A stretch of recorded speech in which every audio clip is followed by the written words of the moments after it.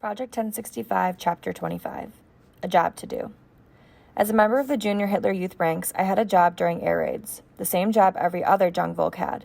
Each of us had a section of a Berlin street that was ours, and our job was to run there as soon as the sirens rang and make sure everyone who lived on that street got to the air raid shelter before the Allied bombs started to fall. At the sound of the siren, we were all out of our seats and running for the door. Class hadn't even started yet.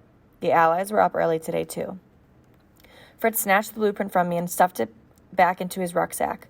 I caught myself reaching out for it and had to pull my hand back, watching the paper disappear with a gnawing ache like hunger. I had to get my hands on the rest of those blueprints. The Allies had to have a jet fighter of their own to survive.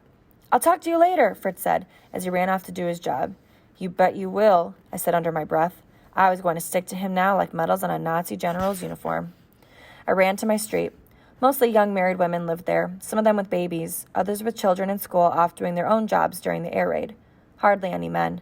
Most any man old enough to fight was away in the army, or dead. The air raid sirens wailed as I hurried the women and the little kids to the shelter underground. I was supposed to shut myself in with them when I was sure they were all present and accounted for, but today I had another person I needed to check in on, and now was the perfect time to do it. The first bomb started to fall across the city as I ran back to the embassy. I could hear the dull poom poom poom in the distance, and then the ack guns, the anti-aircraft guns, began firing back. Toof, toof, toof, toof, toof, toof. They were far enough away that I wasn't worried. Besides, I had to deal with the Allied bombers. I didn't shoot at them, and they didn't shoot at me. That was a joke, of course. They had no idea who or what their bombs were hitting when they dropped them from the planes by the ton. But I like to think it was true. I ran through the empty streets full of empty houses. Anyone could have walked right in and stolen all the silverware, food, radios, anything of value. And sometimes that was just what people did during air raids. People who were poor or starving or just looking out for themselves. That was part of the job of the Gestapo and the SRD, to patrol the empty neighborhoods during air raids and make sure nothing was stolen. They took the job very seriously, too. The penalty for stealing from houses while everyone was underground in bomb shelters was death.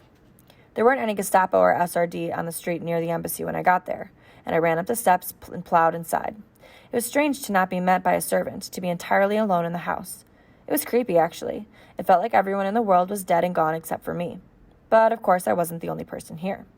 I ran for my father's study and knocked on the door, calling out for Simon. I hoped he was already out of the secret room, walking in circles on his injured foot.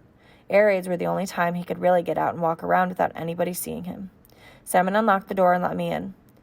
"Good Lord, Michael! You scared the life out of me. What are you doing here?"